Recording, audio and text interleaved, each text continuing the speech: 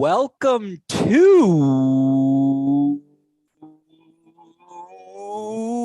Hey, Great Shot.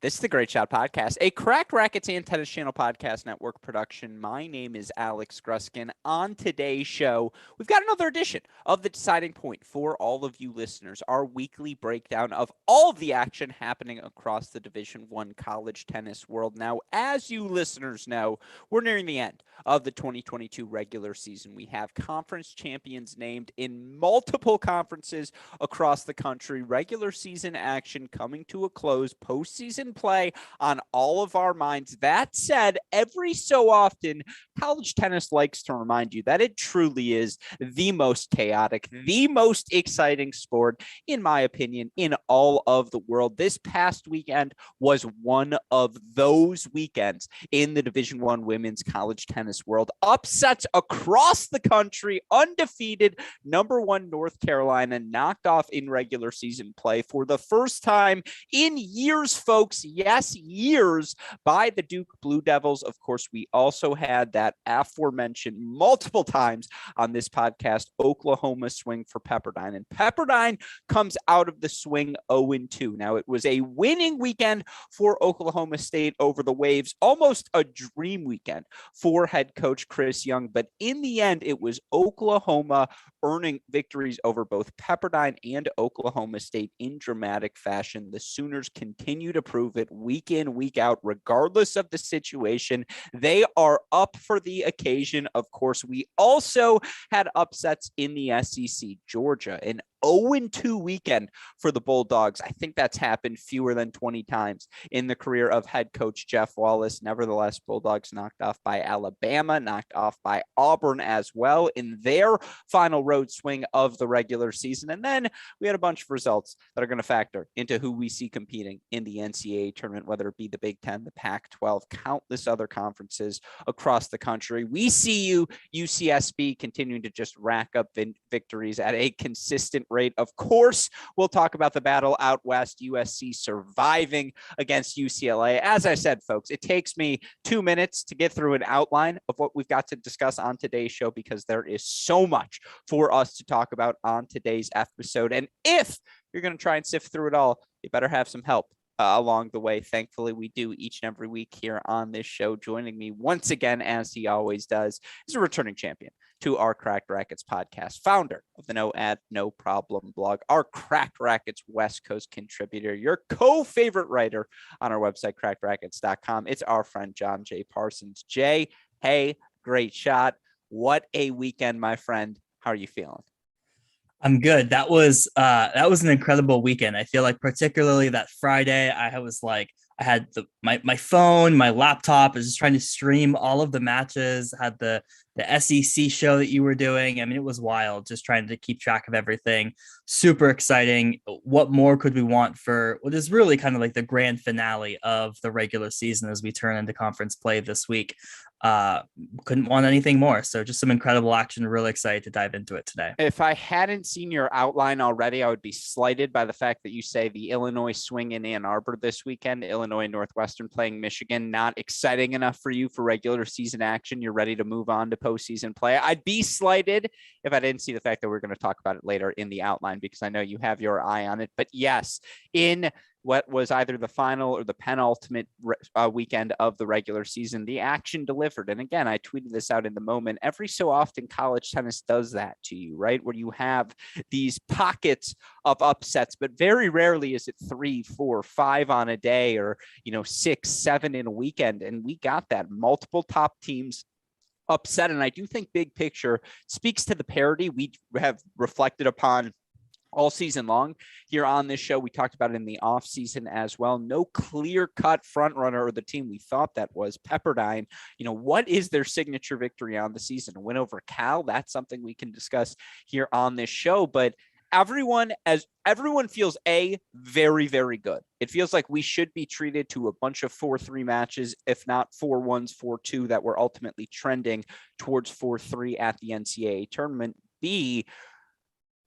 Sometimes in a case like that, you'd say there are a lot of very good teams. There are no great teams in a scenario where it's this wide open. I would disagree. And this is, again, another thing we've hit on with the plethora of transfers we see available due to the extra year of eligibility for all of these athletes. We have 5 years of high school graduates competing in college tennis. We talked about how it might manifest itself.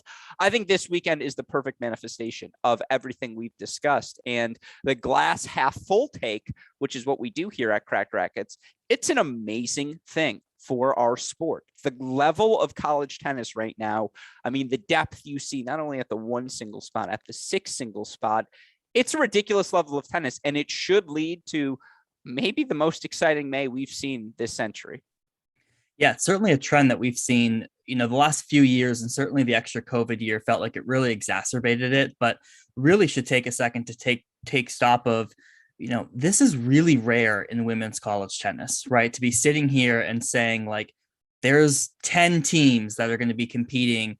I mean, typically year in, year out, if you look at the past decades, going into the NCAA tournament, you're talking 1 team, maybe, but 2 to 3, right? And here, much like we had on the men's side last year, where you were going like, there could be 13 teams who win this. And ultimately, it was Florida who was a cut above in the tournament. But that's the sort of excitement that we haven't really had on the women's side for a long time, if ever. And we're in that era for a lot of the reasons you mentioned, and it just can't be overstated. And we'll get into it as we talk about some of the conference winners, but just week after week, it's so exciting to see the history that's being made for these programs, these conferences. It's a really exciting time in women's tennis.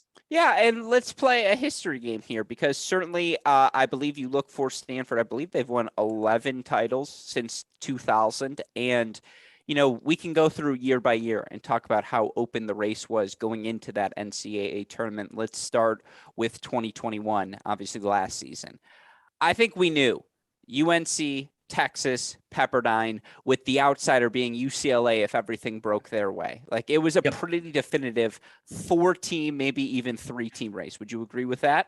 Yeah, and that felt more open than we've had in years past. Exactly. So let's keep going. 2020 would have been a UNC coronation. You knew I had to sneak that in. 2019, there were 3 teams. That was a 3-way race. Who didn't play at the national indoors. Georgia, who beat North Carolina at the national indoors, but that North Carolina team, not only Dapatella and Graham and McKenna Jones, who was playing her best tennis of her career in that 2019 season, at least from a singles perspective. I mean, to your point, it was another 3-team juggernaut race, but those 3 felt so far ahead of the rest of the field. Totally agreed. Yeah. All right. 2018.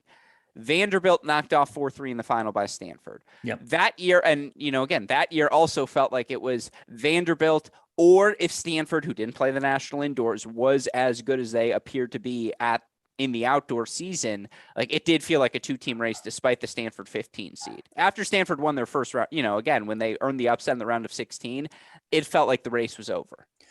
Yeah, exactly. And that's going to be the through line of some of these, right? We're like, oh, well, Stanford wasn't the 1 or 2 seed, but the reality was, like, everyone knows they're a top team and they went on to win it. So the reality was there was 2 teams that year. That was the year Pepperdine had the outside shot, but they got upset by Georgia Tech. But yeah, handful of teams there. I was at that. And again, UCLA was frisky that year as well. That was the one in Wake Forest. It was a fun year, going beyond that 2017, Florida, Stanford. It felt very much like there was that was the dual match we were all waiting for. 100% collision course. 2016, who was going to face the 15 seeded Stanford team? That was a big question. Ultimately, it was Oklahoma State. Oklahoma State played them close. That 2016 year is the interesting one to me, because Florida had a pretty good team, the Brooke Austin, Courtney Keegan years, and North Carolina as well. Yeah. And that was the ascension of the North Carolina teams as well. Maybe since then, like most open since then. Maybe. I mean, the draw didn't break well for anyone there, right? Because Stanford took on, was it Florida in the round of 16? I think so. Yeah. And ultimately, by the way, 2016, Stanford knocks off Oklahoma State again in that final. Exactly. That Oklahoma State run is truly the most, it's the most stunning, like, sporting event I've really attended, but it also was the first year we've really had what I would consider a total dark horse, right, emerge from some of that chaos that year. Yeah, Yeah. no, again, that was the friskier, and you look at it again, just the bracket, and I have it in front of me now. Yeah, you look for that Cal team. That was the number one seed going into Mm. everything, and the depth they had on their roster. Those were Richardson was still on the Cal roster. No, am I mixing things up? Who No, was it on would have that been Cal before team? her time. That was like a Yeah, Manasseh, yeah, you're right. Megan That was Manasseh, Lee Chai, uh, yeah. or Shame on me. Lin Chi. Yeah, Yeah. no, again, you look for that Oklahoma team. Denise 4-0 over Starr. Georgia in the round of 16, 4-2 over Ohio State, and that was the DiLorenzo teams in the quarterfinals. Then they knock off Cal 4-3 in the semifinals. 4-3, they're knocked off by Stanford. To your point, Stanford does knock off Florida 4-3 in that round of 16. Then 4-3 over Michigan in the quarterfinals, 4-3 over Vanderbilt in the semifinals, 4-3 over Oklahoma State. So a hell of a run for that Stanford team. I think that's the parallel. Like, would it shock you if I tell you a team goes 4 straight 4-3 matches, round of 16 on to win this year's title? No, I think you're right. I think 2016 feels like a really good comp, right? You had some of the blue bloods in Stanford, Florida, who, were going to be good. They both had terrible draw for Florida. You had Cal, who I don't know if they were the favorite necessarily. Had Oklahoma State team who was so talented and on a tear, coming on strong towards the end of that season. That's a really good comp for this 2022 season, Yeah, and and I think that potentially seasons moving forward. Yeah, and I think that's a good place for us to catapult since we're about to talk about Oklahoma State and all of these Oklahoma teams. And again, just some history for where things stand, how wide open things feel. And as we approach May, excuse me, of course, before we get into all of this week's results, I do want to remind all of you listeners, the reason we're able to do these episodes of The Deciding Point week in, week out is because of the support we get from all of you. And again, to be able to embrace the college tennis community, have all of you participate from Scotty B all the way through, it means the world to us. We are so excited to be doing this show moving forward. I know John and I will both be in Champaign, so come say hello if you listen to the show. Come tell us about our most egregious takes from the season. We look forward to hearing it all. Of course, again, another reason we're able to do this is because of the support we get from our friends at SwingVision and Turna. And I had the chance to speak with SwingVision CEO Swapnil Sahai earlier today. You're going to be able to hear that on the Cracked Interviews podcast feed.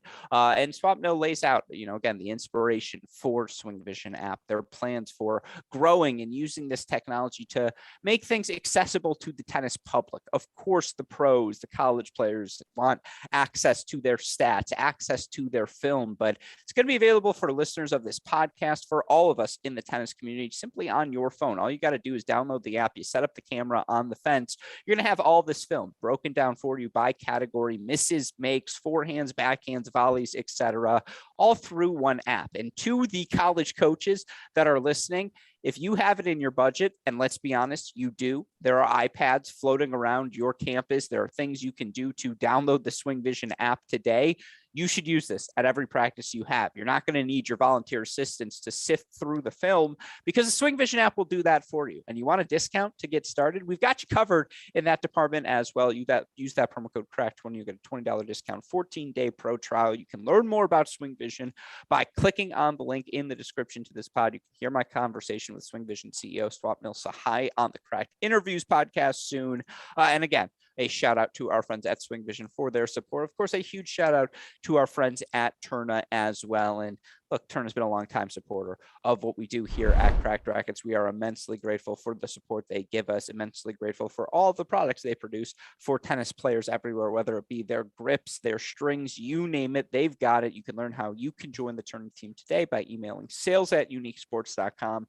Again, thank you to Turna for their support. Sales@uniquesports.com today to join the Turna tennis team. With that said, Jay, let's talk about the results that we've seen unfold across the college tennis world over the past weekend. And the place we should start is with some congratulations. We've got some conference champions across the board, and in particular with some conference tournaments coming up this week. A shout out, first of all, first-time champions, Oklahoma and Texas A&M. And for Oklahoma, I suppose a parting shot at the Big 12 as they're eventually SEC bound, but Oklahoma has earned it, and they were the breakthrough story of the kickoff weekend. That win over Duke on the road, looking better and better with every passing day. Of course, then they go to the national indoors. They beat Texas. They beat Pepperdine. They take doubles in 4 first sets against North Carolina. And after dropping that match, they've been through turmoil. They've played 4-3 matches. They beat, Texas earlier in the season 4-3 in the Big 12 play. And now this weekend, 4-3 win over rivals Oklahoma State, 4-3 win over Pepperdine as well. 4-2. 4-2, Don't sell them excuse short. me. Simply put, this Oklahoma team has it. Like, no ifs, ands, or buts about it. They're good in just about every location. Let's talk about the mechanics of their victories here now. Again, in their 4-2 victory, they take doubles. They get wins from Sleeth, Corley, Shanta, and then unfinished, of course, at the number 6 position. Against Oklahoma State, they take doubles. They get a win from Sleeth. It's Shanta. It's Pisareva. And, again, that gets the job done. This team has options. We saw, Ivana Corley go undefeated at the National Indoors. We've seen what Emma Staker is capable of doing. She clinched the Texas victory as well. There's no ifs, ands, or buts about it at this point anymore. Oklahoma is legit. And I don't think anyone had doubts, but it's perhaps time to start taking this team as maybe 1A heading into May, because simply put, they had their adverse moment where they came up short. It was North Carolina in Madison. They've responded ever since. And again, they came through in the clutch this weekend. Sleeth is down to Ryu, and she earns a 1-6, 7-5, 7-5 victory. Like, what more can you ask for?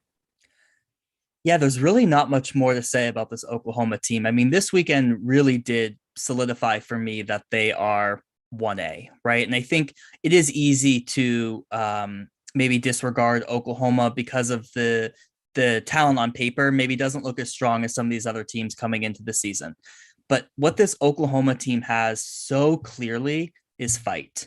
I was so impressed with that Oklahoma State match. It is the Bedlam rivalry. They are there in Stillwater. Fans were crazy, although I will say there were a lot of Sooner fans as well. And they should have lost that match, right? I mean, they win doubles easily. They get a win from Pisareva pretty easily. They go down 3-2 after kind of losing 3 singles matches fairly straightforward. And Lane Sleeth is down 3-6, 3-6, 1-4? No, 1-6, 3-5. Sorry, 1-6, 3-5. And you're like, well, this is over, right? And they're on the road. Let's clarify again. They are on the road. They're on the road. And I mean, everyone's getting off the court, right? They're just finishing back to back to back. We're going, well, this is over. Sleeth wins 4 games in a row to take that second set, goes down 1-4 in that third set, and comes back and wins it 7-5. I was so impressed by her resiliency, her athleticism, her fight in that match. I was equally impressed with Oklahoma State, which I'm sure we'll talk about in a second. But I mean, there's nothing more to say about this Oklahoma team, regardless of the lineup, right? They didn't actually have Ivana Corley in that lineup against Oklahoma State. They pulled her. She was back for Pepperdine. They have 7 options there with Staker and Guzman, and they make the most of them. And you never really know where they're going to come from, although I will say they looked exceptionally strong in doubles, and both Sleeth and Shanta went 2-0. Where that 4th point comes from changes, but you believe they're going to get that 4th point. Just an incredible weekend for them. You also just feel like, again, for Sleeth, she's just not going to lose in straight sets. And to have that presence at the top of your lineup when all of these matches are going the distance and all of these points are played close, it's just a calming presence to be like, you look up at the scoreboard, all right, yeah, Lane might have dropped the first set and we dropped 4 first sets, but she's going to come back. So we know, we've got her in our back pocket and all of the rest of us can play with a little bit more freedom. But to your point, and we've obviously buttered up Coach Cohen and Jose and Coach Cobra quite extensively throughout the course of this season. But you talk about that fight. It's from the top down. Like, absolutely. That is what separates this team from everyone else is, with all due respect to other teams in the country who also have degrees of this, they have the it factor. Like, this team sees a scoreboard deficit. They are not afraid of being in that moment, and they have been in it repeatedly. Pepperdine made a massive push against them in the semifinals of the National Indoors, and Duke was, right there on surface, not beating them in the doubles point earlier this season to beat Texas at the National Indoors, knowing how hungry that Longhorn team was, and they have you down and out also at home, but they fight back in front of their fans, earn the victory to go on the road, beat Oklahoma State, and then to follow it up with a victory over Pepperdine that, again, you could be like, well, this one's not a conference win, and we already won the conference title. We can let this one go. They win it 4-2. Again, all of the check boxes. And here's why I don't think they can be 1A definitively yet, because if North Carolina runs the gauntlet at the ACC tournament and this is their first chance they've gotten punched in the face. Now they have the opportunity to respond, and we'll talk about that in the North Carolina portion of this show. But they still have the right to be right there with Oklahoma. That said, you're right. To your point, no one is ahead of Oklahoma going into May. No, and these could very well be, in retrospect, your top two teams, yes. Right? When we look back at the end of the season, we could say, hey, it was always going to be a collision course of these two teams. They have clearly separated themselves from the rest of the field. Oklahoma made that, clear. I think you might disagree with that, but ultimately, I think they have separated themselves in a way here's where I would push back. There are a lot of 4-3 wins. And they've gone the way of the Sooners, and that speaks to the it factor. And we just complimented them excessively, and you're going to have your back against the wall again in the NCAA tournament, and this team proved they can come through at the national indoors. That said, 4-3 matches are 4-3 matches. Who's to say, Sleeth doesn't drop her match at number one singles against Ryu, 5 out of 10 times? Who's to say that, Lisa Czar or Nikki Redelick don't come through in third sets Lisa Czar and Nikki Redelick were not that match? Or who's to say, again, Fukuda, there it is, in the third set, or Patch Kaleva, it was Lisa Czar, don't come through in their third sets as well. There are a lot of close matches, and they're breaking their way, but that's why it can't be the definitive favorites, is because close matches are close matches. And that, I still think the rest of the field is very good. Having a prohibitive few favorites does not mean the rest of the field is not very good. True. Well, I guess it's all about flexibility with the word prohibitive. I take a lot of value in the word prohibitive, and Tier 1A, top two teams. Oklahoma, tier North one, Carolina. Tier 1, for sure. I agree with you. All right. With that said, let's talk about the other teams in Oklahoma. Obviously, the Sooners now, by the way, who with their victory projected number 2 right now in the ITA rankings and still behind North Carolina. But obviously, they're going to have another shot at a Texas or an Oklahoma State. They'll get to play a frisky Baylor team or all these different teams in the Big 12 tournament. Certainly, they are going to be top 8, though, and going to be a top 4 seed come the NCAA tournament. That said, in the race for the top 8, Oklahoma State strikes a massive blow as, the Cowgirls bounce back from their loss against Oklahoma to beat Pepperdine at home. And you look for this Oklahoma State team to take the doubles point and, earn the victories they did at the number 1 spot, number 2 spot, number 6 spot. That's what it takes at the NCAA tournament, finding 4 hard-fought points. And obviously, in the end, it's Alana Wolfberg, who struggled with injuries all season long. For her to get the 7-6 victory in the third set over Redelick, the confidence boost that is. Mai Sawanka, who has been so outstanding this season, and she earns a massive 3-set victory over Lisa Czar. Obviously, we know how good Rio can be. For her to bounce back the way she does to beat Shori Fukuda in straight sets, again, this is what you ask for if you're Oklahoma State women's tennis head coach Chris Young, is your team gets knocked down at home on a Friday night 4-3 by your rival Oklahoma. The next day, another top 5 team comes to town. You make a lineup shift. I believe it's who was pulled from the line. I believe it was Zarolo who was out, at the number 3 spot. And again, your team responds. They take the doubles point. They take 2 3-set matches. You look for this Oklahoma State team. Their 3 losses on the year, shorthanded to Ohio State early in the season. They lose a heartbreaking match to Oklahoma here this past weekend. And then, their 3rd loss on the season, I don't think there's any disrespect in losses, at UCF and to Texas as well. A 4-3 at UCF is not a bad loss. 4-1 to Texas, even at home, not a bad loss. What about this 17-4 team? Excuse me, not 17-3, 17-4 team. Do we have doubt? They're tier 2, tier 3. They're right in the mix. Yeah, and look, that UCF loss on paper is their worst loss of the season, and one could argue that without that loss, they don't win this Pepperdine match, right? Yes. Because you mentioned Alana Wolfberg. She's played 2 matches this season in singles. They have both been 7-6 in the third matches. She was on the losing side in that UCF match, comes out on top against Pepperdine. A pretty heroic effort from her to come back from injury and do that. But look, this was an unequivocal great weekend for Oklahoma State. You mentioned all of the heartbreak against Oklahoma, and they were points away from winning that match. And to lose a share of the Big 12 title is going to hurt.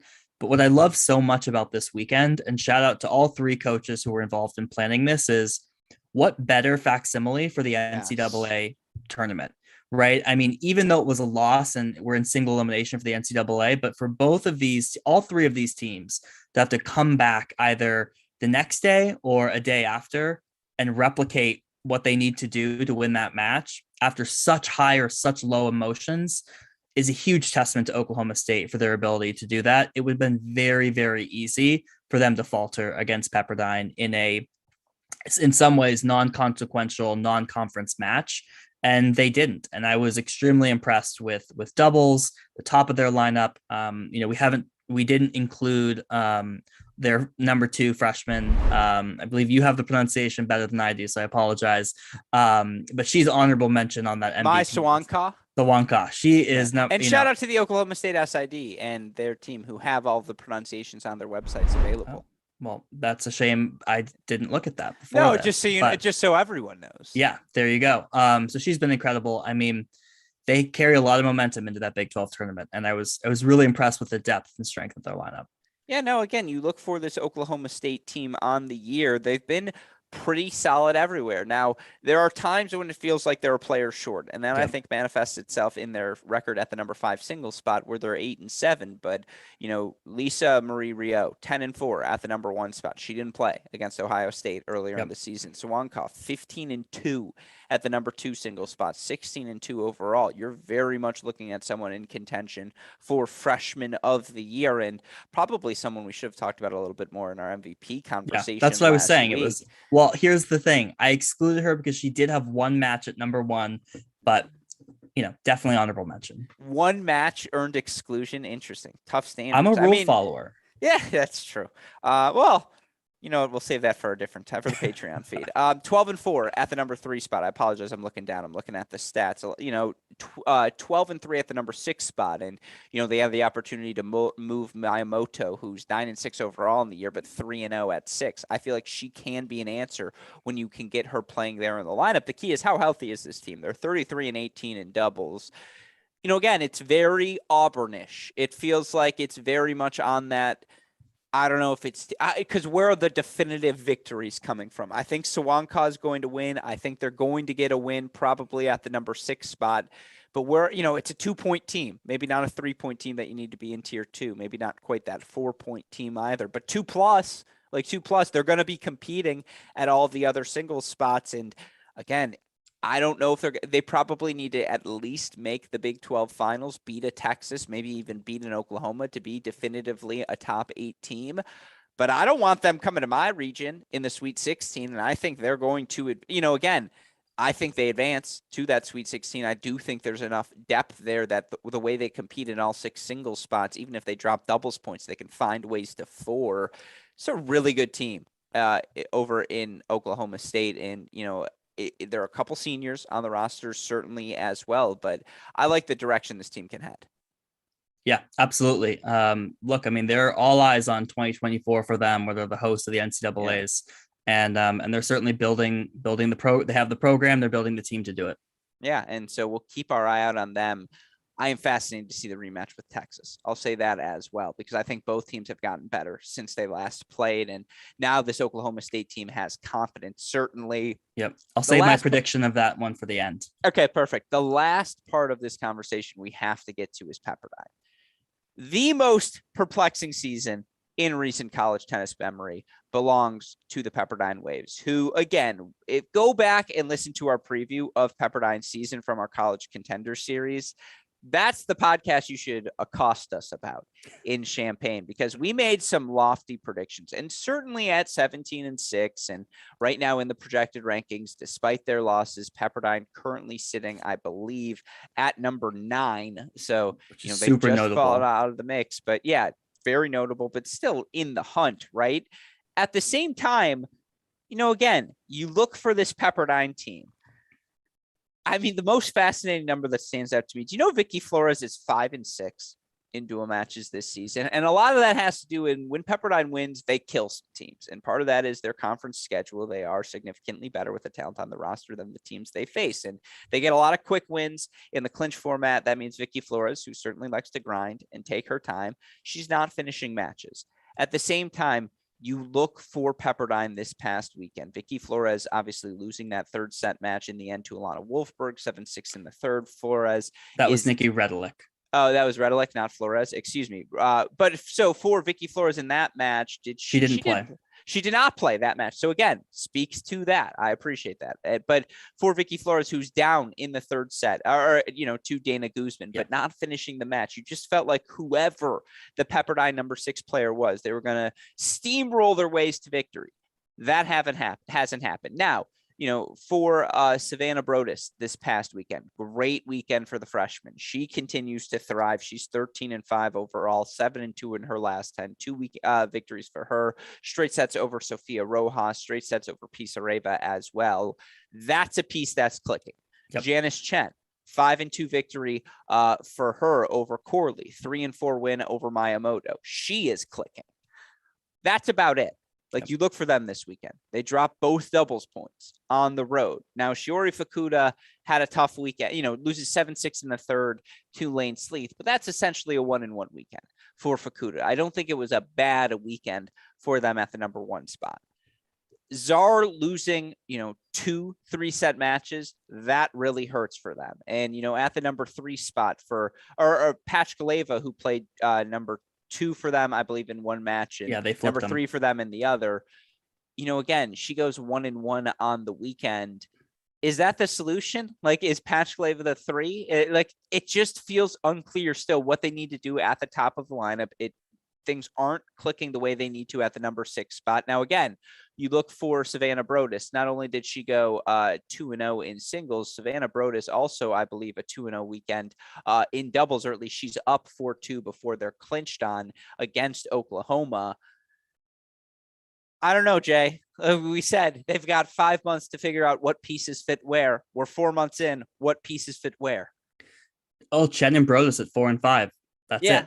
Right. Those are the 2 pieces. Everywhere else, they're lucky if they're 500 against these top teams. They're 0-4 at 1-2 on the weekend, which we always thought maybe that was a little bit of the vulnerability, right? No superstar on the team to carry number 1. But again, we thought they'd clean up at 3, 4, 5, and 6, and they are at 4 and 5. See, right? To me, it's not even 1-2.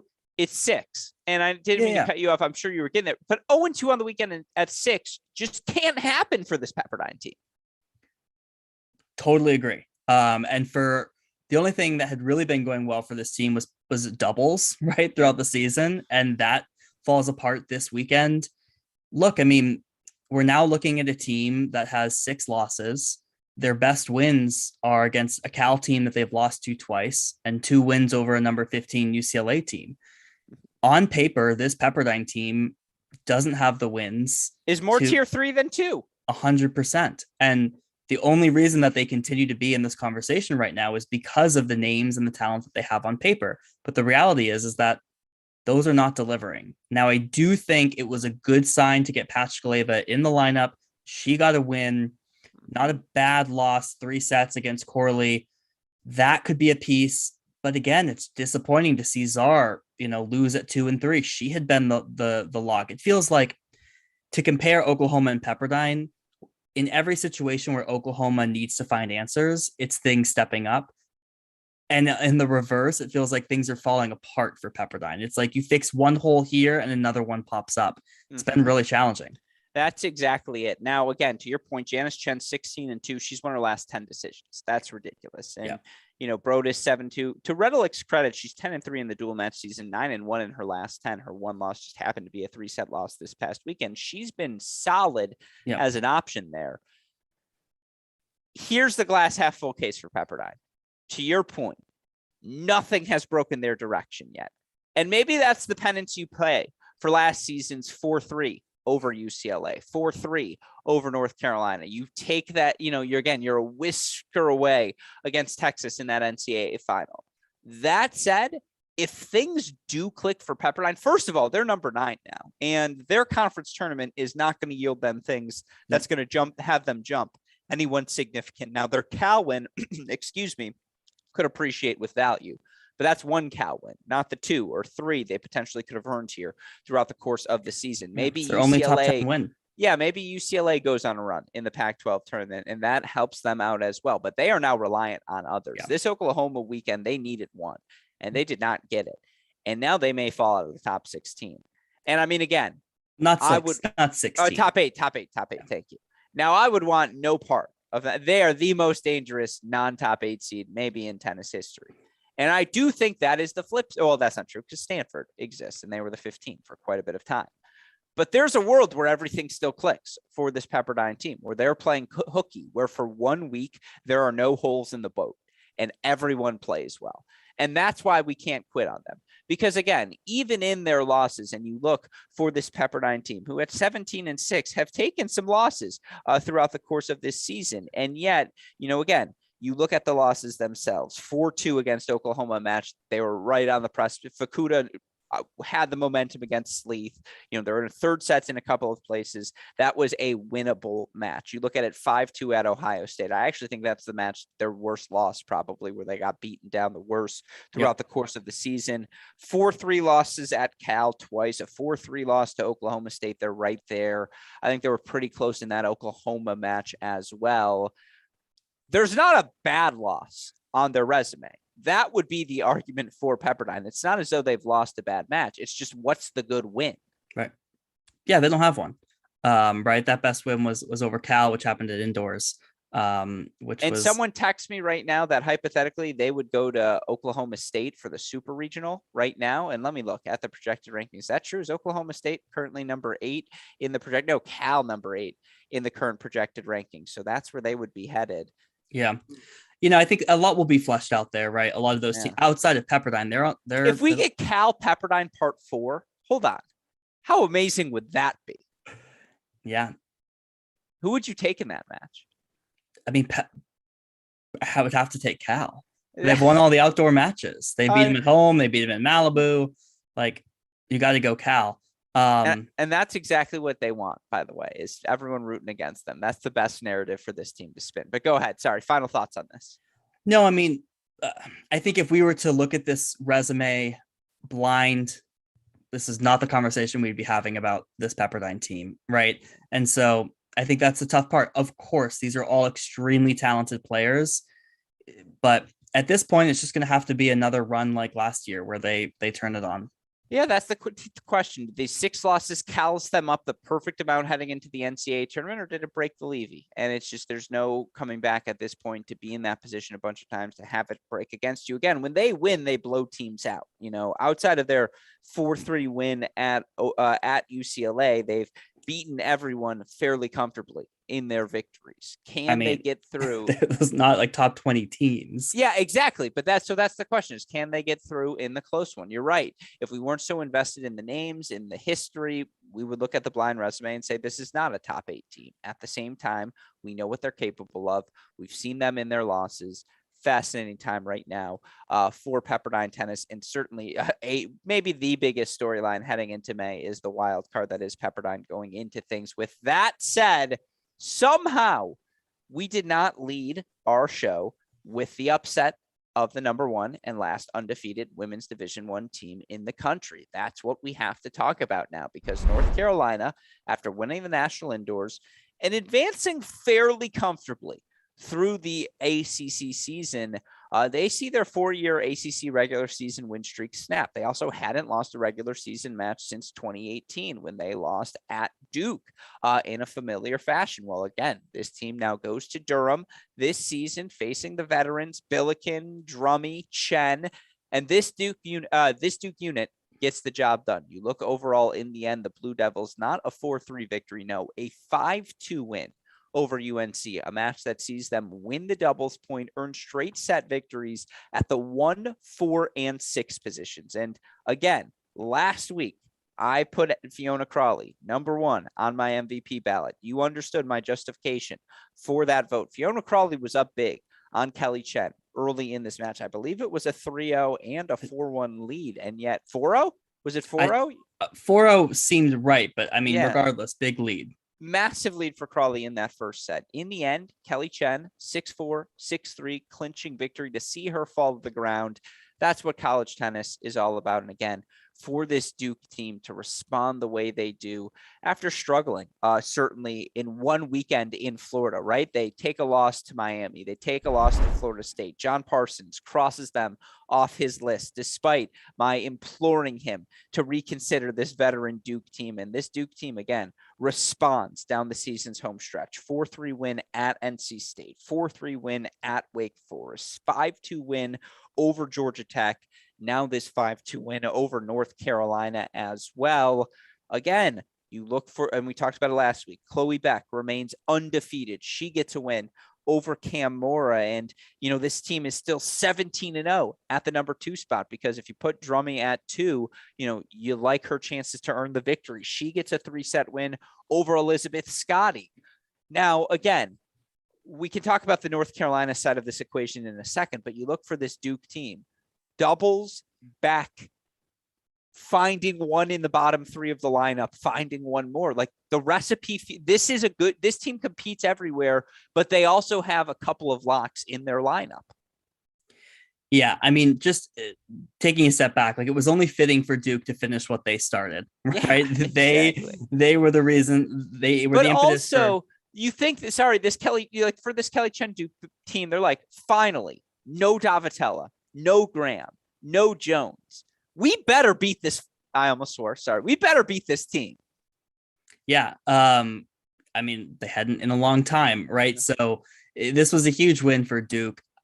And you're right. I mean, like they switched Beck and Drummy for this match. I thought was super interesting. Clearly paid off. They win both of those matches.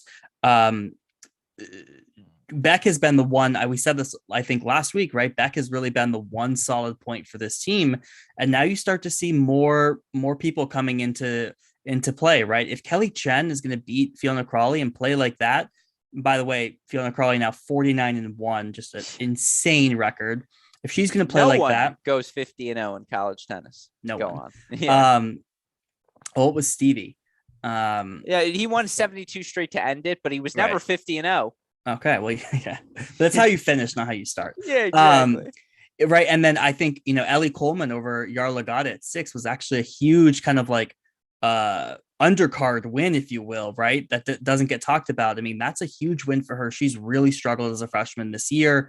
So pieces are starting to come together for this Duke team in a way that they haven't earlier in the season, that look, they could kind of make good on the potential that we started talking about early in the season. Well, I'm glad you bring up Coleman, because she is the fascinating piece. 11-6 overall in dual match play, 8-1 in her last 10. And you're right. Yarla Gada's lost fewer than 10 matches in her dual match career. To beat her 5-4 at home as a freshman, what a phenomenal victory. And even Emma Jackson, who's gone 6-6 this year in dual match play, for her to go 3 sets with Riley Tran, I don't care that she was losing in the third. North Carolina made a big push. You know, Scotty wins her second set.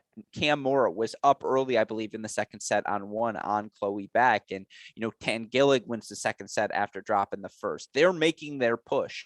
And Emma Jackson responds by taking that second set off Riley Tran, preventing UNC from getting, a quick point on the board. Duke outplayed them. Their freshmen deliver, Beck delivers. Finally, the veteran Kelly Chen, who on paper at 4 singles have a former All-American at 4. It's like, you know, again, her and Vicky Flores, it's the same thing. You're like, how are these players not winning every match they play? Kelly Chen 9-5 overall on the season, but she gets the massive victory, right? To get this one over Fiona Crawley, to earn the clinch. And again, now they've beaten NC State. They've beaten North Carolina. They've got the ACC tournament coming up. And I do think with those wins, they're going to be a top 8 seed regardless. And right now they're up to number 5 in the projected rankings. We'll learn tomorrow. But what again, after losing to Florida State, after losing to Miami, all of the pressure was on Duke. You want to be a top 8 seed. You want it to not have to face a North Carolina, you know, maybe they will, but, you know, to not go the way they did in the quarterfinals last year, to have to face The round of UCF 16. round of 16 at No, home. Then North Carolina was quarterfinal match. Again, it was a tough beat. For Duke now, it's going to be a tough beat just because of the depth in college tennis. But now you get that match at home. Like, you are in the UCF position. We saw how this team responded in the NCAA tournament on the road. Again, to beat Baylor 4-3 in the round of 32, to beat UCF 4-3 in Orlando in the round of 16. Now they beat North Carolina at home. They beat NC State on the road. The it factor, they're starting to check off the boxes, especially, again, if this 8-1 run for Coleman is real. Yeah, absolutely. And look, I mean, this is going to be subjective, but this kind of feels like a season defining win for the Duke program, right? And I know they want to go deep in the tournament and they have aspirations beyond just beating North Carolina, but like, at this point, you're playing with house money. I mean, you just lost to a 5-person Florida State team. Like, it's all gravy at this point. You knock off NC State, you knock off North Carolina. I mean, it feels like they're going to be playing pretty freely moving into these conference tournaments and the NCAA tournament. Sorry, Westhoff. Sorry, fans listening, anyone not of age, but this is the season. It's fuck it. We beat North Carolina. Like, it doesn't really matter. Fuck it. We got the massive victory. We've been in this stage before. Let's not worry about the rest moving forward. We proved it. This was the rival win. We earned it. You cannot fake confidence. They have confidence now. And again, all the messages Jamie's been preaching to them, Coach Jamie Ashworth, everything, again, it sinks in. Everything just is a little bit easier. That fitness session, a little bit easier, because you say, again, last time I promised, fuck it. We beat North Carolina. It's worth it. Like, what a massive victory for Duke. On the flip side, for Carolina, this is the best possible thing that could have happened. Like, can we all just acknowledge that? Now you get punched in the face. Like, now, yeah, you still have the pressure coming into the NCAA tournament. Of course you do. North Carolina will inherently have that pressure on themselves. They will feel it intrinsically until they capture their first title in program history. That said, you got the loss out of the way. Like, the season letdown loss, you don't have to worry about anymore, because you are always going to be furious. You lost to Duke, who you have owned. Your ACC streak is snapped. Now people think you're vulnerable, and you get to go into this ACC tournament with some vengeance on your mind, with that same hunger we saw from them, after they dropped the doubles point and came out and blitzed NC State in the semifinals at the national indoors. And like, God, am I excited to see what Fiona Crawley comes up with the next week at the ACC tournament, and just how Scotty responds, Yarla Gata responds, all of them. I think this is the best thing that could have happened. I've learned a lot about you from doing these shows with you. Up at the top of this list is you absolutely love a season loss to a late season loss. A late season loss. I don't care about March losses, hurt a little bit more. A late April, we can rebound from it lost. It's just all right, let's play a history lesson. 2012, Detroit Country Day High School, my senior year. We had a really freaking good team. I mean, our number one guy, blue chip Max Klinger, Dartmouth, whatever, 5-star he'd want me to say. Sven goes to U Chicago, 4-star. We knew we were going to win states, but like, we wanted to kill everyone. And we played this scrimmage on a Saturday. And I'm not going to say what I did on the Friday, but on the Saturday, my partner and I lost our first match of the year. And it was like right late September before states and regionals in October. And, again, with those losses before, I cannot tell you how furious I was, because I lost those matches on my birthday, October 6th. That year, turning 17, my birthday, and that's the year I'm going to lose my first match. Like, nothing could have made me more furious. We didn't lose a game in our first 2 rounds of states. Like, we came out with a vengeance. Our whole team was so frustrated by how poorly we played in that scrimmage. And, again, this stuff actually matters. Like, that was a nothing burger. This is North Carolina tennis, who hasn't lost a regular season match since 2018, being like, oh my God, we lost. Like, let's go. I'm really excited to see how it unfolds. It sounds like it went well for you in 2012, 10 years later. It sounds like it will go great for North Carolina with the Gruskin Crawley comparison here. I mean, I think you're right? Like, obviously it sucks to lose to Duke, but a little bit of the air is out of the balloon, that stress of every match, that that pedigree. You never want to be that team, right? And there's a lot of Stanford teams who have talked about the pressure that comes with and being in some of these programs. But ultimately, in the grand scheme of things, this was a non-consequential loss for them. They still are the ACC regular season champions. Still number one. They're still number one. Like, they have the whole season still to play, and I'll be curious to see how it translates to the tournament next week. No, I agree. I'm reading way too much into it. All I'm saying is, try and enter, while I'm still young enough to do it, I'm going to try and enter the mind of the athlete, and just the fire. Like, what does a pissed off Fiona Crawley look like? Aren't we all excited to see that? Like, what if she doesn't drop a game in the ACC tournament? I think it's in play, Jay. I do. I think it's in play. I could see Scotty doing what she did at the National Indoors in those first 2 rounds, where she's like, "Oh, you thought, that's no. Let me play Georgia again," and it's just like 0-0, or not 0-0, but like 2-2, like she did a couple of times, where she's just striking that first ball so well, and there's nothing you can do. And just like, I want to see Yarlagadda respond as well. Like, hell, I forget who the 8th seed is or whatever their first match is going to be, but like, poor Georgia Tech or Clemson. Like, I do think Yarlagadda is going to be like, I have to kill someone now. And I'm excited to see it. Yeah. Well, they got a tough draw. We'll talk about that, later on. But who was it? Who'd they draw? It's the winner of Florida State, Notre Dame. That's what it was. Yeah. Notre Dame. Ooh. But then it's the quarterfinals and beyond, which are very spicy. Yeah, everything's spicy in conference tournament play. And again, I do want to give a shout out. Let's go back to that conference winner graphic if we can, super producer Daniel Westoff, because North Carolina does still win the ACC despite the loss to Duke. And obviously that has to do with all these teams beating one another up. Miami, NC State, Duke, Virginia, all help contribute to a North Carolina victory. So I'm sure they're feeling pretty good. Still conference champs. That streak continues. And obviously, shout out to Oklahoma. Shout out to Texas A&M, who already earned their signature victories over Auburn, Georgia, Florida earlier in regular season play, but complete an undefeated season and captured their first SEC regular season crown. And have yet to drop a doubles point. All the people who look exceptional continue to look exceptional. And we need to fact check it. I think they did drop 1 doubles point during the season. I have been told they dropped it to Rice. I have not yet been able to confirm. You may be right. Ooh, okay. If I'm wrong about that, I'll go look in the stats momentarily, but also a shout out to Cal, right? We said it's a cluster, etc. I've dropped enough F-bombs on this show. You're right, Andreas Caro. I feel bad for Westoff as well. But Cal does what? I guess, again, we're going to get to some of the other results here in a moment, but I do. Any final thoughts on, the conference champs? Anything surprising, or can we move on to Cal?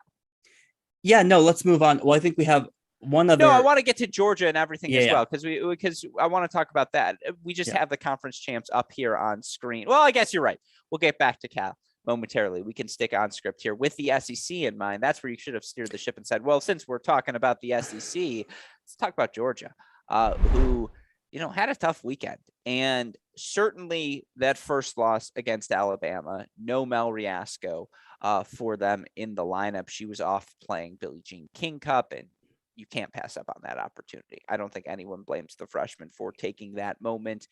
Still, you look for Georgia, who still had, no Dasha Villanueva for them in singles as well. They're down, but I should remember that. I called the match, but still, it's not as though, Alabama, I believe, is playing a walk-on at the number 6 spot. And, you look for the Georgia team after they drop the doubles point, for them. You just figured, because you look through the course of this match, Sedlakova at the number 1 spot earns a straight set victory over Leah Ma. That's certainly a big victory for her, an upset victory, in fact. But outside of that, when Georgia, who, wins first sets from Hurdle at the number 4 spot, wins a first set from Grant at the number 5 spot, wins a first set from Narundorn at the 6 spot, even despite being without Villanueva Riasco, you just figured, all right, they'll sweep the bottom 3 still, and someone in the top 3 is going to follow, is going to come through. Well, again, credit to this Alabama team who, earns 3 out of the top 4 single spots. It's Sidlakova, it's Ola Pitak, who the senior, career-defining victory to earn this win for her program over Georgia. 3-set clinching win over Morgan Kopic, a ridiculous down-the-line passing shot to earn the victory, which, of course, we were fortunate enough to be on the call for here at Cracked Racquets. Of course, you had Anne-Marie Heiser, the 3-set win over Hurdle as well.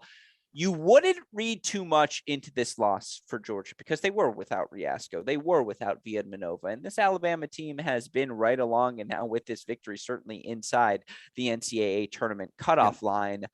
The loss you take notice of is the loss to Auburn because, A, they play that match with Viedmanova and Riasco, but without Leah Ma.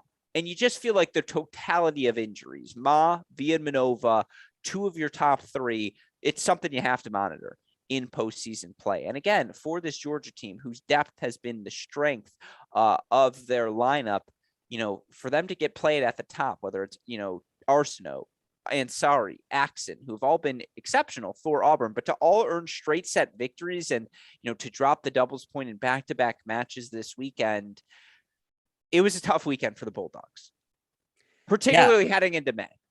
Yeah, I mean, I don't know if the strength of this Georgia lineup is necessarily in the bottom of the lineup. They've been good there. They've been excellent, though, at 2 and 3 with Riasco and Viedmanova, right? So to lose, at 2, 3, 4 against Auburn, that's tough. I mean, obviously with no Leah Ma, but yeah, I mean, this is obviously a good weekend for both Alabama. I mean, that secures their spot in the NCAA tournament, likely if they're over 500. I need to check.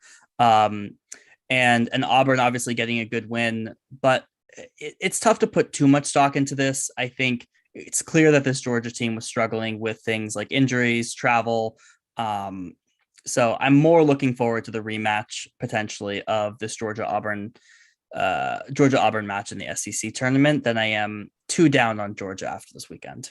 Yeah, I want to see them healthy. You're right. But it's just the question for this Georgia team all season long is what are they going to look like when healthy? And we got to see them in one match against top tier competition with everyone in the lineup. And they played it really close, but it was still a 7-0 loss to Texas A&M at home. And again, what's the signature victory for this Georgia team? Over Ohio State at home? Yeah, that's a good one. To beat Florida, that's a good win. But they don't have that, that Pepperdine, beat Pepperdine, Virginia, and a Duke, or one of those sorts of victories. And so I want to see this Georgia team make the conference final. I want to see them make a big run before I make a big prediction about them at the NCAA tournament. Yeah, and I think we actually need the more senior leadership on the team to step up, right? I think Kopic, Kowalski haven't been as strong as maybe we thought they would be if they were able to play at the bottom of the lineup. And it might be too much. We've seen this time and time again where some freshmen hit a wall towards the end of that freshman season, and you're going to need these senior leaders to step up. You can just say Connie Ma. I was actually referring to the UVA men last year, but also fair. Although, I mean, did they hit that big of a wall? They won the conference tournament. They just lost to USC. I don't think. Anyways, yeah. To your point, you look at the the record. Kowalski 10-4 overall. Kopic 9-5 overall. It's good. It's not exceptional. And you figure for both of them playing in the bottom half of the lineup that they could have ripped off 11-2 or 12-3 sorts of seasons. Even though Kopic never plays quick matches. So the fact that she's even finished 14, maybe that's the shocker of the year. But you're right. It feels like that's a little low hanging fruit that we thought might be a little bit better. Yep. Yeah. I mean, if anything, the freshmen have helped save this season in a lot of ways. So we'll see how that balances out. Can we give the flip side? Obviously, for Alabama, what a win. I mean, again, huge. I believe that was their 5th victory in program history, and they were a team hovering right around 45 over Georgia, rankings. 5th victory. Yeah, 5th victory, thank you, over Georgia in program history. And, again, they're hovering right around number 45 in the rankings going into it now. They're comfortably inside the top 45 with the SEC tournament coming up as well. I do want to talk about Auburn, though. 20-4 overall on the season. 4-2 loss to NC State. 4-3 loss to Ohio State, 7-0 loss at A&M, and then the shocker was the 4-3 at South Carolina, where South Carolina, in my opinion, just had one of those days where, and South Carolina is a team with the superstars they have in Hamner, in Ackley. They may be particularly suited to get after an Auburn team which has 7 quality points, but maybe no exceptional points, although Axon's played great. Maybe she is exceptional at this point. Yeah, but that was the match Ovonk took it to Hamner, right? Yeah, so that kind of flipped the script on us a little which bit. is exactly but so the broader point being that was the one, and every team gets the one. Outside of that, I mean, this Auburn team wins pretty much all but the Texas A&M doubles point. This Auburn team can find 6 victories in a bunch of different ways. Yu Chen, who I believe drops her match in this one, has been exceptional in every other match played this season. And again, if the bet is they take doubles and they only need to find 3 out of 6, they've got 15 different combinations for finding 3 points. If this team takes doubles points, they are extraordinarily difficult to beat. They're tier 3. Like, are they tier 2 or tier 3? That's my question to you. What do they need to do at the SEC tournament to convince you they're tier 2 and not tier 3? I think they would need to win it. Straight up? Like, not even finals? If they go and beat a Georgia again, and they just lose to A&M, and let's say they lose to A&M 4-2 this time instead of 7-0, that doesn't put them in tier 2 for you? I think there's going to be one SEC team in that tier 1, tier 2 category, and it's A&M. Well, it's barring a loss. Yeah, exactly. If A&M sweeps it, then it's them. So, but look, I mean, this is Auburn's best finish in the SEC. Incredibly impressive. Like, super exciting just to have new teams look in the SEC. Texas A&M winning for the first time outright. Auburn finishing the highest ever. Like, there's just a lot more parity that we talked about. So this Auburn team is really good. This is a dangerous team, again, who's going to be probably in that like 9 through 12 bucket, which would be very dangerous come the round of 16. Yeah, and by the way, Scotty B confirms Texas A&M does drop the doubles point to Rice. I would like to see what the doubles lineup was, though, in that matchup, because, again, did we get the full roster? Was it Makarova, Goldsmith? Did we have Stoyana and Brandstein? What did that doubles lineup look like? Before I see that, again, I'm willing to throw that point aside. That said, SEC tournament's going to be fascinating. We'll talk about that in a little bit on this show. Let's get to the best of the rest of the results. And now, again, when you look at some of the action we saw unfold over the past week, there were a bunch of fun matches for us to discuss. Cal in particular, massive victories for them as they earn a 5-2 win over Stanford. Now, the aforementioned Connie Ma loses a surprising loss to Haley Giavara, who has struggled throughout the course of this season. That still, in my opinion, became the undercard, as you like to refer to, of the West Coast results, as USC, It was funky. Their 4-3 win over UCLA. And I'm actually going to talk to Steve Weissman, I believe, tomorrow on the Mini Break podcast. He was at the ending of that match. I want to hear his in-person takeaways. I don't believe you were there, Jay. Were you at Cal Stanford? I was not. But still, you're a West Coast correspondent.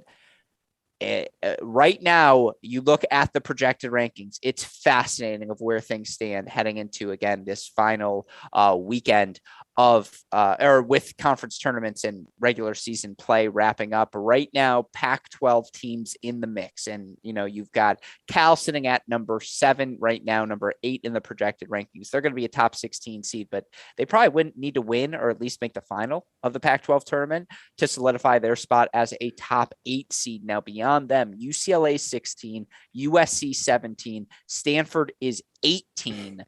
I mean, come on now, Jay. That's as good as it gets from, like, the place to be is the Ojai. Yeah, I mean, and we'll add into the fact. Are you going to go? No, I am not going to Ojai. How far? Oh, I mean, that's a 6-hour drive. Okay. Here's what I'm saying. I'm still debating if I'm going to make the drive for Michigan, Ohio State part 3, if there is a part 3 in the Big Ten tournament, because I'm not exactly sure how far it is. I will look that up as you're talking. Okay. I would go within 6 hours. Like, come on. It's worth it. It's a really good match. You might get 6 hours of tennis. I've learned one thing in doing these shows, because the people I talk to, people are much more willing to drive in like the middle and southern part of the country. I'll say like, oh, it's like 4 hours. They're like, that's nothing. I'm like, that's not happening. So because everything in the Midwest is less than 6 hours away, but you can get anywhere within 6 hours. Yeah. So no, I don't think I'll be going to Ojai. It would be oh my God.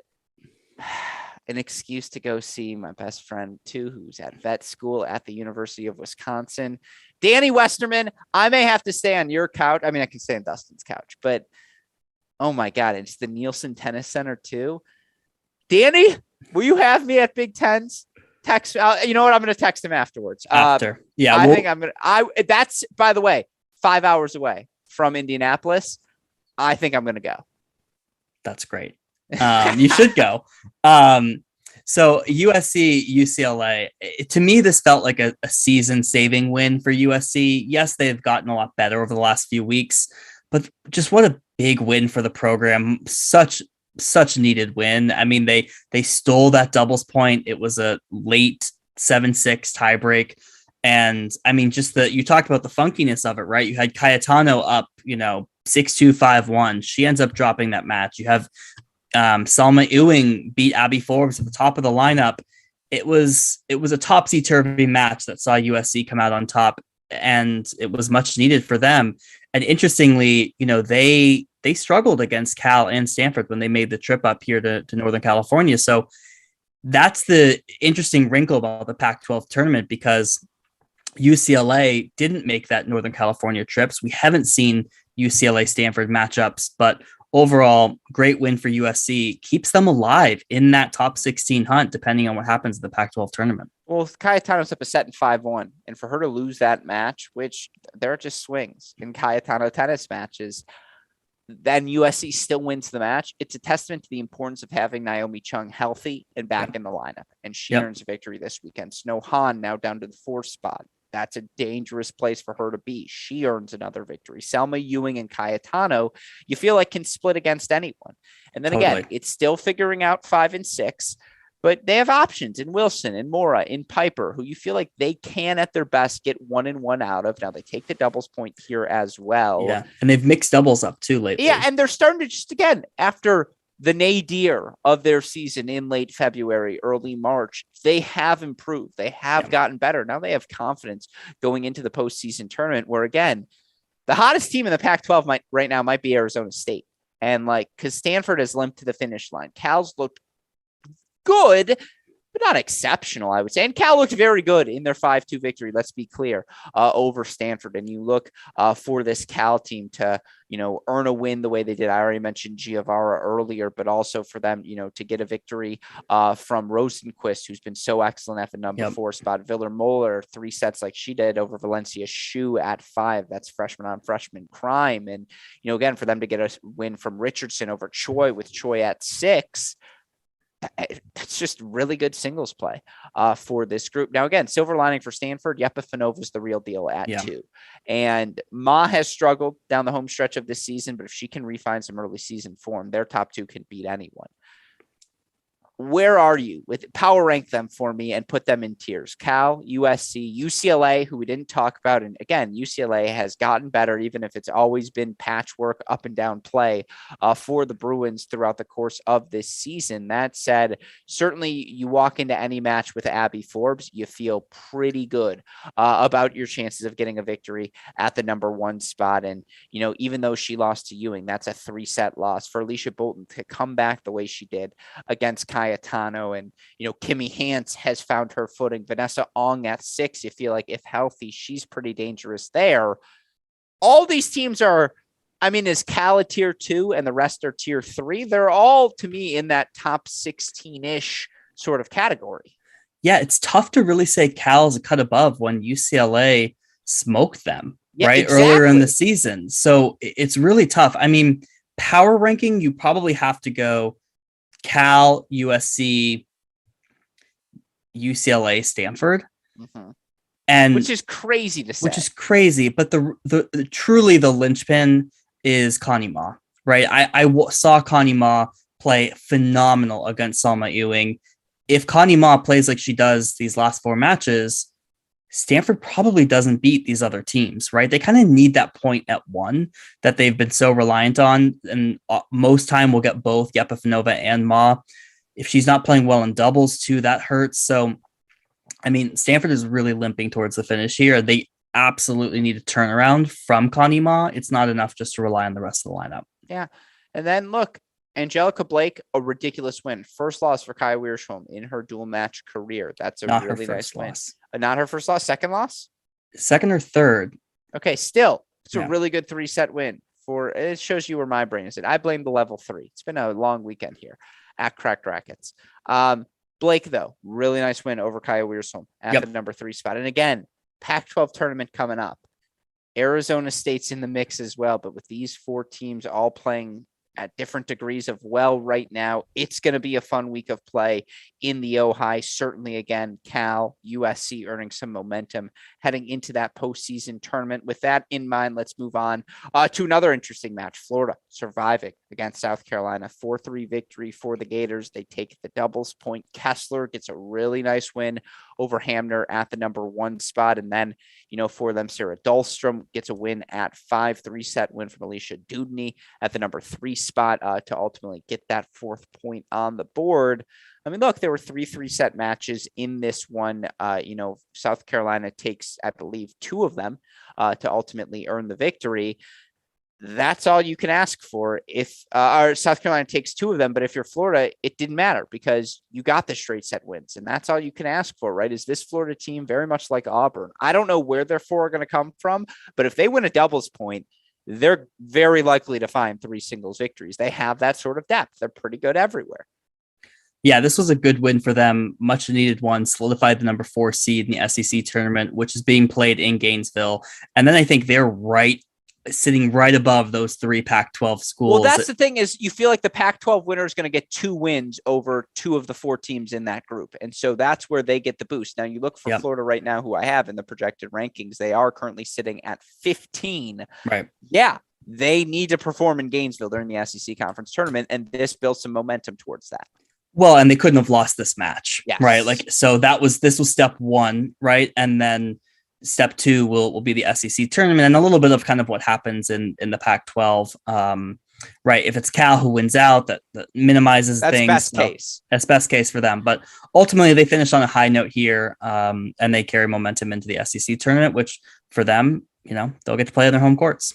No, I think that's fair. Now, again, let's move on beyond them because Florida, we're going to get to talk about in our conference preview. Buckeyes, undefeated in the Big Ten, wins over Minnesota and Wisconsin. That Wisconsin match got testy. I believe Wisconsin won 4 second sets in singles and, tightened score gaps in doubles, almost made a push for the point as well. And yet this Buckeyes team stays resilient. They're going to win the Big Ten. They are your prohibitive favorites entering the conference tournament as well. Right now, projected rankings has the Buckeyes number 10. And with all due respect, Michigan Northwestern just probably not enough oomph to get them back into the top 8. That said, who would you rather face in the Sweet 16, Ohio State or Pepperdine? Ohio State. Interesting you say that. I mean, look, Dorme's healthy again. Marzell's playing better. Those are 2 players who, compared to last season's results, I mean, again, playing the non-conference schedule, they just don't have the gaudy 18-2, 19-1 records they had last season. At the same time, they're getting better. Ratliff's the real deal. Contos Boulay, the real deal, 1-2. It's finding the doubles pairings, and they keep playing around. I think Boulay and Allen are ultimately going to end up together. What will the other 2 pairings be? That probably defines the ceiling for this Buckeyes team at the NCAA tournament. And it worked this weekend. Yep. Nothing to add. Yeah. All right. Well, with that, again, let's move on to our next of the best of the rest. And, it's always fun here, but you continue with upsets down the home stretch of conference play. Certainly the ones that caught our eyes here was Northwestern dropping their match at Illinois. And we have that on our broadcast, 4-3 win for the Illini, but Syracuse 4-3 win over Florida State. And then on Frisky watch, Washington State. We talked about it. They're the team we've talked about the least that we should have spent more time on this season. They play everyone close. This time it's a 4-3 win over conference rivals Washington.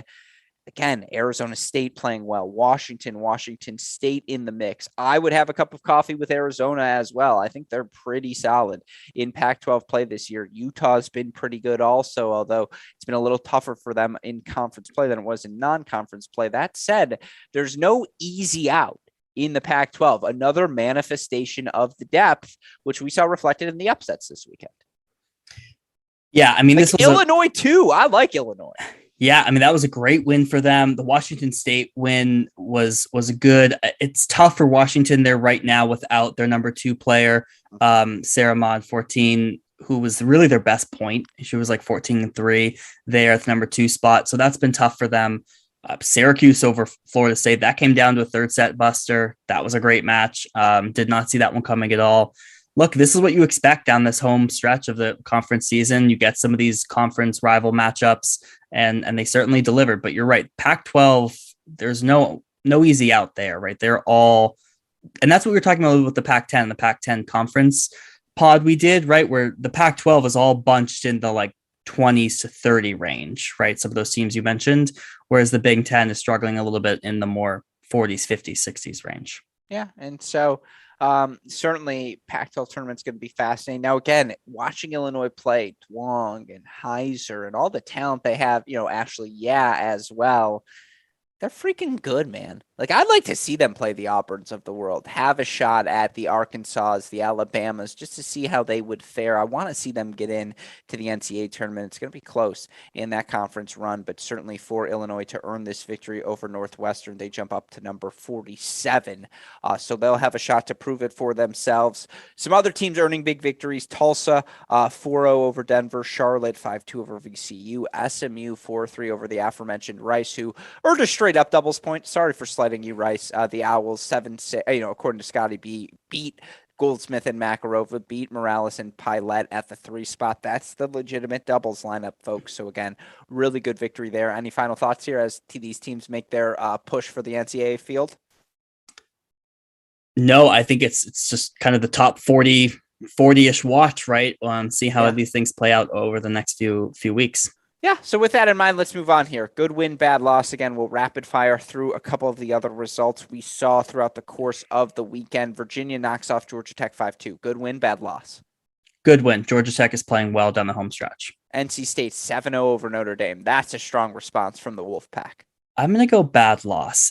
Notre Dame has had 2 back-to-back 0-7s. Well, it's more of a bad. Well, that got me to part 2. I was going to say the Wake Forest loss. Not great. Yeah, I would say these are bad score lines. Maybe not bad loss, but they're bad score lines. Arkansas 7-0 over LSU. I think that's a good win. That's a good win. Yeah, LSU has played well of late.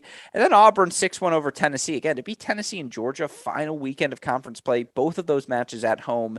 It was the prove it sort of weekend, and they proved it. Yeah, this win probably more impressive than the Georgia win for me, at least by scoreline. Sure. And then again, some of the other fun ones: Texas 4-3 over Baylor. Baylor, another one of those frisky teams, flirting with tier 3 status. That Texas gets the win. That's why they're tier 2. Yeah, they escaped. They did not look very good in this match. So good win to escape. Yeah. And then again, Arizona State 4-1 over Arizona, continuing their momentum. Loyola continuing to be the best of the rest. 5-2 victory over San Diego. Princeton finally 4-1 win over Harvard, and then Michigan an impressive 4-1 victory over Nebraska. Also got a good win, I thought, over Iowa. Why it was so good, they actually won a freaking doubles point. Any final thoughts on the results we saw this week? No. All right, well, with that said, let's move on then to our rankings. And, there's finally some movement, perhaps, throughout the course of this week. Now, it's notable. North Carolina still number 1 for us. Yes, they lose to Duke on the road, but they have the head-to-head win over Oklahoma. And are we really going to punish North Carolina for one road loss? In the end, we elect no. They're number 1, Oklahoma 2, A&M stays at that 3 spot. Interesting, NC State 4, Duke at number 5. That might be on me. I may have screwed that up in the rankings this past week. Should have had that one perhaps flipped. Texas 6, Cal 7, Oklahoma State 8, then Pepperdine dropping down to that number 9 spot. Then, of course, we see the depth. Virginia 10, Ohio State 11, Georgia 12, Auburn 13. We've got Miami at the number 14 spot, Florida 15, USC at 16. The ties for 8-9 broke in the direction of Oklahoma State, who got the victory over Pepperdine. 3-way tie at 11, 12, 13. Super producer Daniel Westoff going Ohio State, Georgia, Auburn. Give him some slack, cut him some slack. He did not look at the Auburn win over Georgia this past weekend. Had he done that, probably puts Auburn in that number 12 spot over UGA, and then the Florida USC. Oh, super producer Daniel Westoff, can I read the comment you just sent me because it was very funny, or do you not want that to be said? Yeah, I agree. It was very funny.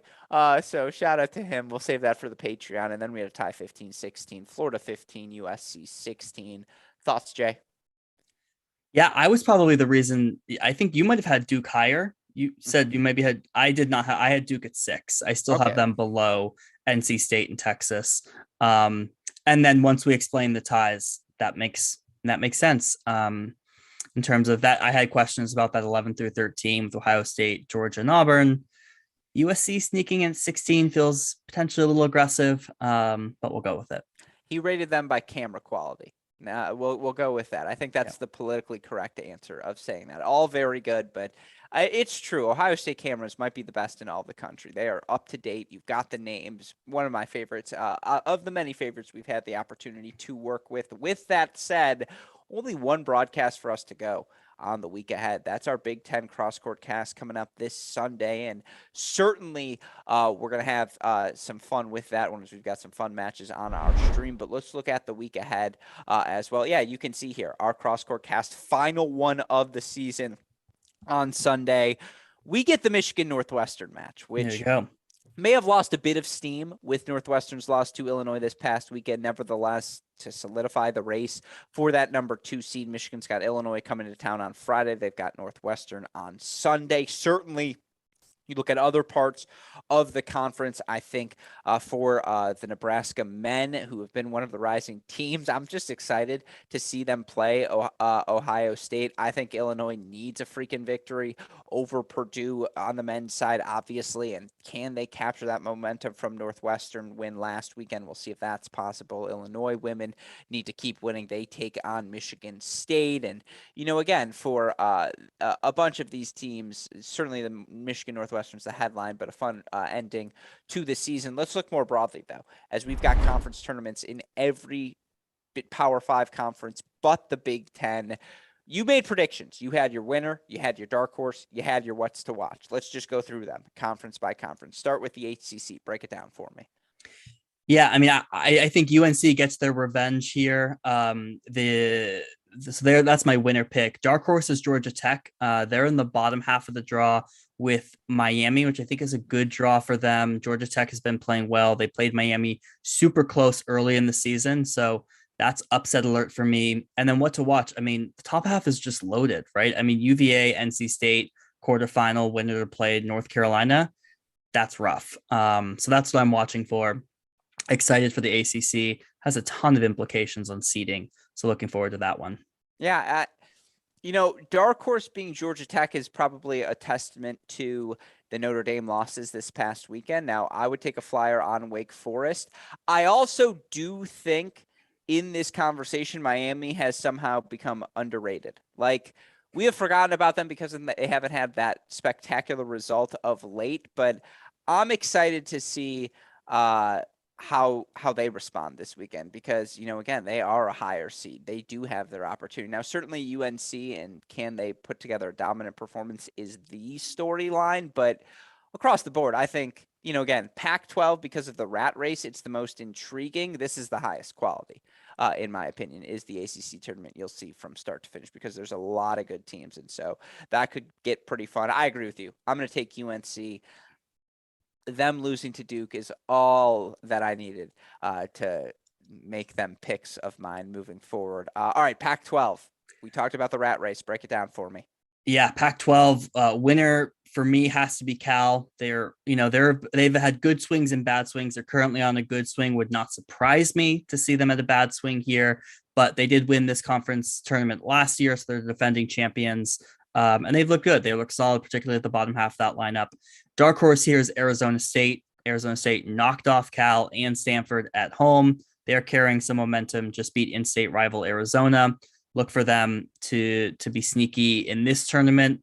And then what to watch? I mean, UCLA was out with health protocols throughout the season, didn't make the trip to Northern California. So on paper, we're going to get a UCLA Stanford matchup. That's one we haven't seen this season and one that absolutely will dictate top 16 seedings. I just feel like I know nothing about this UCLA team. I Still, right? need to see a run from them this weekend. I agree with you. So I am fascinated to see how they do at Ohio. But yeah, that's the one to watch in the Pac-12. And I think we've broken that down enough. Big 12, break it down for me. Well, look, the winner has got to be Oklahoma here. They've looked pretty inflappable throughout the season, but I think this is interesting, right? There's not a lot of teams here, but dark horse for me has to be Iowa State. You know, they have played all of these teams super close, and if you come from the Gruskin school of thought, you think a close loss is just as equal to a win. So Iowa State sneaky good here in this tournament. What to watch? I mean, I was super impressed with this Oklahoma State team. I think they'll beat Texas in that semifinal match. I think both Iowa State and Texas Tech think they're supposed to be Oklahoma State this season. I think Baylor also thinks they're supposed to be Oklahoma State this season. So all of them will have Oklahoma State in their eyes, in their vision line. But yeah, again, Texas, how good are they? Can they get through an Oklahoma State team that has momentum on their side? Can they look dominant if they have to face the Iowa States, Texas Techs of the world? And then would they get another, third round against Oklahoma? It's damn near impossible to beat a team 3 times in one season. The part 3, like plenty to be excited about in the Big 12. SEC, I don't know if this is the least interesting of the 3, and that's probably a testament to how good A&M has been. But now with Georgia losing, they need to build some momentum heading into May. South Carolina's, Tennessee's of the world, they want to make a final push. The Arkansas of the world in that category as well. And then, of course, Auburn, Florida, top 16, top 8. Can they make one final push for those final spots? Lay it on me, Jay. What are you watching? Yeah, I mean, you walked through a lot of the storylines here. Ultimately, I'm not sure it's that interesting because I am anticipating Texas A&M winning and beating the winner of the Auburn-Georgia match in the final. So I think it'll be pretty chalk there, but you're right. There's a lot of teams that are wanting to make some noise. Yeah, and so with that in mind, again, those are your conference tournaments. Power rank them and intrigue for me. So I differ from you here. Okay. By these 4, we'll just say. Can I give mine first? So just to clarify, to see if you actually differ, because I don't think I made it perfectly clear. Do we want intrigue or level of play? You said intrigue. Okay. I almost want to lie and just say Pac-12 is actually 3rd. I just know nothing about the Pac-12, so they're going to be number 1 for me. Mm-hmm. ACC 2, sorry, Big 12. You're right next to it at 3. Then there's a big drop, SEC 4. So I have SEC 4 as well.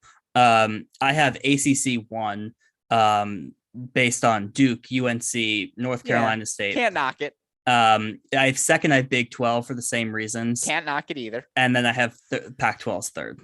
I will say that's probably the most conservative conventional take you've ever given me. You went with the teams with the most amount of good teams in the conference tournaments for 2nd, 3rd. That is the most conventional list John Parsons has ever offered on the show. Here's what knocks the Pac-12 down for me is I just don't think there's a national contender there. Fair. And so, yeah, It's a race for a top 16 seed. But the reality is whoever is not a top 16 seed is going to that top 16 seed as a host. If Stanford has Michaela Gordon in the lineup and blitzes through everyone 4-0s, are they now national contender? Yeah, they would be. Okay, I like it. All right, eyes on Ann Arbor. We discussed Princeton winning in against Columbia and Cornell. They, I believe, you beat both teams 4-0 earlier in the season. Are they going to do it? I think they do. They do. They now control their own destiny, and if they win, they're in. Yeah, and so again, it's going to be a fascinating team. Actually, super producer Daniel Westoff, can we bring back up the rankings graphics? There's 2 more things I want to do before we wrap today's show, because Scotty B asks a very good question. I want to go back to our rankings. 10 through 16. Virginia, Ohio State, Georgia, Auburn, Miami, Florida, USC. Scotty B asked, of those teams, do you feel there are any on the list that will not make the Sweet 16? That's his way of asking, who can Baylor beat? We love you, Scotty B. I'll translate for you. You can just ask it straight up. I have no qualms with that. I think that's a good question. Give me your power ranking to end here of those 10 through 16 teams least likely to make the NCAA round of 16. Least likely to make it or least likely to be a top 16 seed?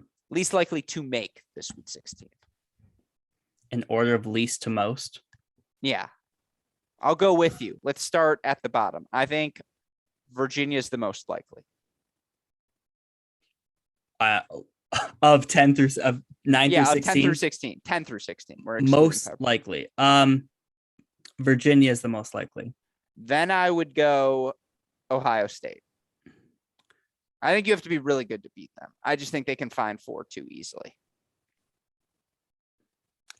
I'll go Ohio State. Then Auburn, because I just think their floor is the highest. Then Pepperdine. No, Pepperdine's excluded. Not including Pepperdine on this list. Why? Because he asked for 10 through 16. Oh, 10 through. Oh, okay. Yeah, that's literally why. That's the only 16. Reason. Got it. Then I go. So then I go Auburn. Yeah, I'm gonna go Georgia. A UCLA Georgia matchup would be fascinating to me. That would be fascinating. Georgia's got the option, or UCLA has the options to match Georgia up top, but on bottom you give Georgia the credit. But like on paper, have they been that much better than UCLA? Not really. Yeah, not really on paper. Yeah, but we haven't seen much paper from UCLA. Yeah, exactly. And so that would be a fascinating matchup. So that's why I go Auburn over Georgia, because I feel like Auburn does beat UCLA in the bottom of the lineup. That would be my justification. And they win doubles. Do you go Georgia next? Yes. Okay. So we have those Miami. Flipped. Then Miami. Then Florida, then USC. Then USC, then Florida. I just don't know what I'm going to get with USC on any given day. They could beat North Carolina and then lose to freaking Utah the next day. Yeah, that's where I would stand with that. And again, we've got one more Big Ten cross-court cast to come this Sunday. We are extraordinarily excited for it. Can you bring that graphic up one more time as well, super producer Daniel Westoff, so I can let everyone know that our start time this Sunday will be 11 a.m. Eastern time. Early start for our final week of action. Again, last chance to see it. So we hope you join us on our final day of coverage. Certainly we'll get to employ split screen, all the works across the way. And of course, we wouldn't be able to do these broadcasts without the support we get from all of you, as well as the support we get from our friends at SwingVision and Turner. Again, learn more about SwingVision by clicking on the link in the description to this podcast. Learn more about Turner by emailing them at sales@uniquesports.com today. A shout out, as always, to super producer Daniel Westoff. Hopefully he took the edits down for my F-bombs. If you didn't, you're going to hear them on the podcast form of this show. And again, appreciate all the work he does making all of this content possible day in, day out. To be at a tournament desk for 36 hours over the past 3 days and to have to make graphics for this show, 8 hours later. That's why he's the best in the business, folks. With that said, any final thoughts, Jay, before we wrap? This is what we've been waiting for, right? This is what this all leads up to. So top 5 list, because it's just a power ranking sort of day. Third weekend, March 2018 was a really fun weekend because you look back. I'm just kidding. We're not doing that. Any final thoughts before we wrap the show? No. Now my brain hurts, but no, this has been great. Really looking forward to the conference tournaments. We'll dual screen the Big Ten action with the conference tournaments, and man, here we go. Yeah, and I want to clear Scotty B's good name. He was just curious in general, not who Baylor can beat. I know that's Scotty B, but if I'm not joking around with you, we're not having a good time. So with that said, for my fantastic co-host, John J. Parsons, our super producer, Daniel Westoff, our friends at SwingVision and Turner, and from all of us here at both Cracked Racquets and the Tennis Channel Podcast Network, I'm your host, Alex Gruskin. Jay, what do we tell our listeners? Hey, great shot. And we will see you all on Thursday for our men's show. Thanks, everyone.